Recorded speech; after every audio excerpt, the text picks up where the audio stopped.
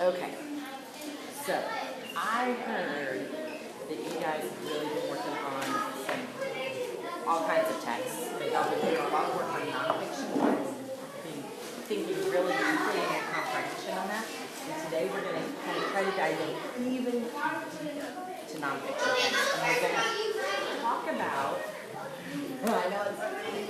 we're going to talk about how to really use those text features to pull out the key points that the author's making. Sometimes it seems like they just kind of put text features in there kind of just for fluff. Really wanting to see what to figure out about those text features, like what are key points, what's the most important thing the author's trying to tell me by doing that. And then we're going to practice asking ourselves questions while we're thinking and reading. Because do y'all ever have that happen where you just start reading and going and your brain is totally actively engaged in what you're doing?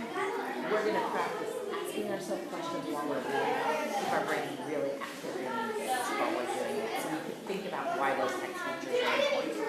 So I'm going to give you all, actually I'm not going to give that thing, I'm going to talk about it. Okay, so we all know, y'all see in nonfiction texts, they have different text features, table of contents, headings, titles, pictures, captions, okay?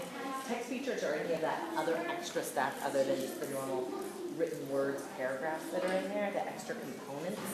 And we all know we have to read everything on the page. Sometimes I got a secret for y'all. I catch myself sometimes just kind of glancing over some of the text features and just like thinking about them like they're fluff, not really reading them, even though like I can't really read that picture, but you know what, I can really look at that picture deeply and let it increase my understanding and really help me comprehend what I'm reading instead of just kind of skimming over it like fluff. So that's what I'm going to work about on today. And I have to ask myself, like, why? They didn't just put it there to fill space. They put it there because it's important for a reason. So while I'm reading it, I'm going to ask myself, like, why is this important? Why is this important? Why did the author put it there to help me with that? So one, let me show you a little visual I have that's going to help me with this. I have a little stop sign, okay? And whenever I see, this says visual, but kind of whenever I see any text feature, okay, I'm going to stop and then I'm going to think, okay, what information am I learning? What am I learning about here?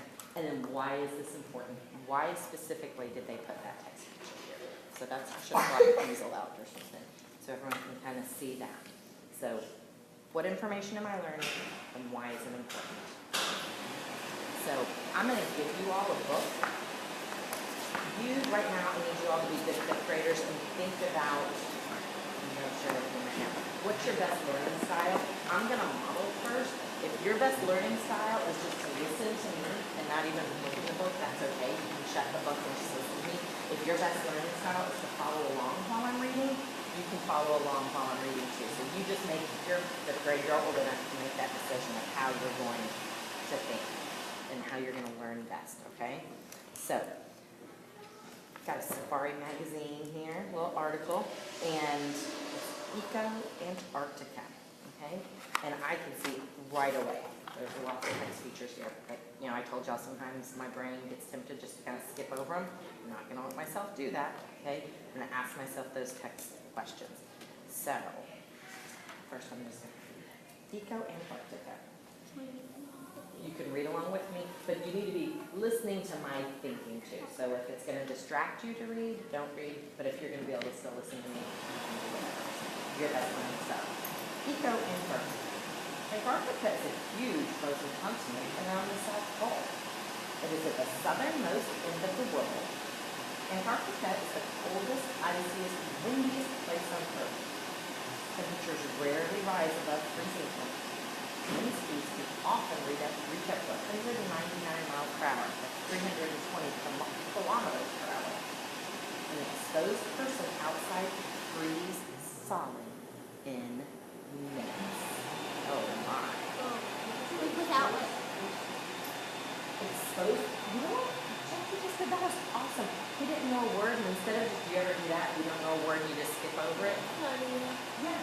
Okay, so an exposed person outside could freeze solid in minutes. So I'm thinking about what I know. I'm actually going to use some text features here. I'm seeing they have it outside. It's very cold. They talked to me about how cold it is. I could tell that the author chose, going back to those questions, what am I learning and why is this information important? They're showing me these pictures here to show how cold it is. So that's making me think an exposed person could freeze solid in minutes. Well, I might freeze solid if I'm sitting inside in the heater, right? So exposed, I'm thinking from this means they're outside without protection from the weather. Okay? Yeah. Okay. You know what? And it might even be colder there and up there. That probably even with a jacket or coat, you could freeze, I don't know, a little bit longer than if you didn't have it. Well, it's probably if you just like sit outside. So on this first page, I'm going to use a few sentence stems to just really make sure I'm thinking deeply. So I learned blank from this text feature. Looking at this first page, it really just reiterated to me that it's cold, okay? And that the author chose to put this text feature on this page to really stress to me. Icebergs, there's not a whole lot there. It's cold. I'm going to keep reading the next page a little bit, and then I'm going to make sure I'm thinking, what am I learning, and why is this information important? 98% of the Antarctic is covered with a thick ice sheet. This is called an ice cap. The ice cap is about 7,217 feet or 2,200 meters thick. It is formed from layers of ice and snow being pressed together over millions of years. The ice cap is about 7, oh, I just went straight into this little text picture. So I'm going to actually pause a minute. Okay, so what information am I learning? It is telling me about the ice caps, and I want to make sure I understand that. Am I understanding it? If I'm asking myself what's an ice cap, I might need to reread that again. So I'm going to go back, okay? 98%, so I'm using my math brain, that's a lot. 98% is most, okay? Almost 100%. 98% of Antarctic is covered with a thick sheet of ice. This is called an ice cap. So that thick sheet of ice that covers like most of the continent, okay? But then, why is this text feature important? You see like this like caption here? The ice cap is about 7,217 feet thick. So I'm asking myself, what am I learning? I'm learning right now about the ice cap that's on Antarctica. And why is this information important? It just told me in the paragraph that it's that thick. The author chose to put that in its own big box. It's telling me that's really thick and that that's really an important thing about Antarctica. I wonder, maybe there's ice caps other places in the world, I don't know. But by them emphasizing that, I'm thinking even if there are ice caps other places, this is probably thicker than those other places, more here than other places. The other 2% of the land is rocky and free of ice. The ice-free areas are found on the coastline. They're also found on nearby subantarctic islands. These ice-free areas are where most plant life as well as bird and seal colonies are found. So now it's telling me there's a lot of ice caps, and then there's another part of the land, not very much, but that's ice-free. It's rocky. When I look at my pictures, I see this first picture up here. It looks like just huge, almost like mountains of ice. And it says a gap in the thick Antarctic ice cap. So it's stressing to me like that looks like that would be taller than this building. Huge, tall, thick sheets of ice. I've never seen that much ice. And then down here, I look, it almost looks like a desert. It almost looks kind of sandy. It doesn't even look to me like it's at the same place. And it says a pond in the middle of an Antarctic valley. So I think this must be that ice-free zone where it's more. Like where it's like the 2%. The 2%, right, good mental math there, okay? So again, what am I learning? I'm thinking about that. Well, I think they're telling me about the land in Antarctica. And why is this information important? Well, you know what? I kind of think they didn't do 2 pictures of ice. I think they're kind of almost telling me the main idea of this page, that there's 2 different kinds of land in Antarctica, and these are the 2 kinds of land. Did y'all see how instead of just skimming over that, I really thought deeply about why on earth that author put those pictures there, okay? So like this text feature added to my thinking by it really made it clear to me. Sometimes it's hard to tell how big like that many feet is. It made it clear to me it's really type of land, only 2%, but where it's more rocky and no ice. Well, I don't think it's warm, because over here in More Utah, warmer. Like maybe. a little, probably a little bit warmer. So Maybe. it's like that's not frozen. You're right. I wonder why that pond isn't frozen. You're right. So now, guys, it's your turn. Y'all saw how I did this. Y'all are going to read the next page, just this part here where it says cold desert. You could use my anchor chart to ask yourself questions, and here's some questions stems, some of them that I was using, to ask yourself questions while you're reading. And at the end, I want you guys to be able to tell me, what is this cold desert page mostly about? What is the big main ideas that are on this page? And I'm going to want you to be able to tell me why these text features are here, why the author did that, okay? So start reading.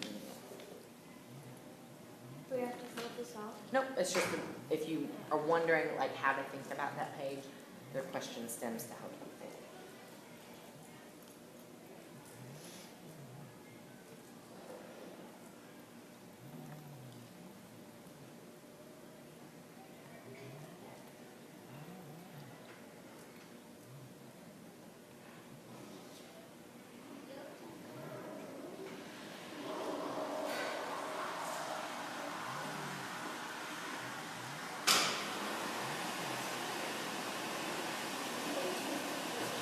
Start with just this page and be able to come up with, answer a few of these questions in your brain.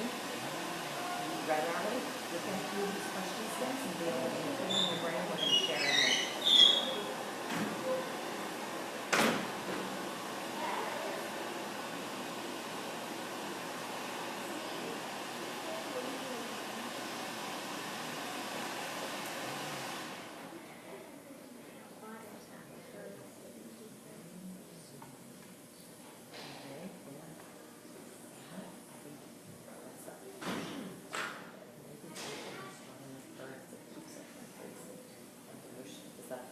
Usually the ocean like freezes Just the top layer.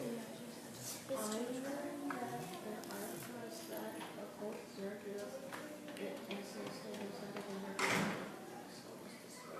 Okay, like a desert. Jackie just had some great learning for us, okay?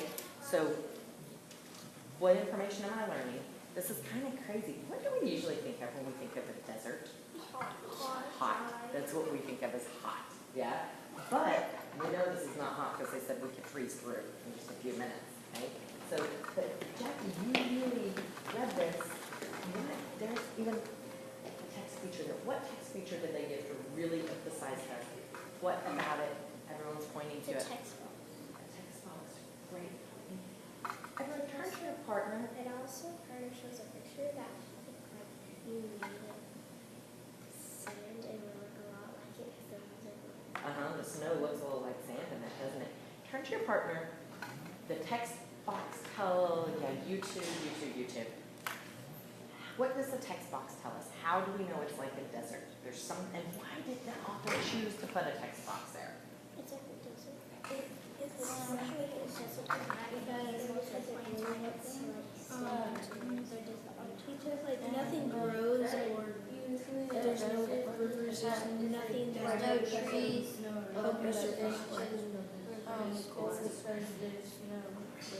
flowering plants, and so and it doesn't rain there.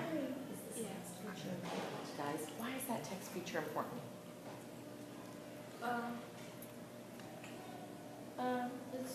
It's because if they didn't have it, it would be like, well, just because Antarctica is almost deserted, it doesn't mean that people that there it's not exactly like it. But then it gives another reason in the text box that says that there's no rain at all, and then the desert does not rain, and You're right. That kind of almost defines what a desert is. Go ahead. Because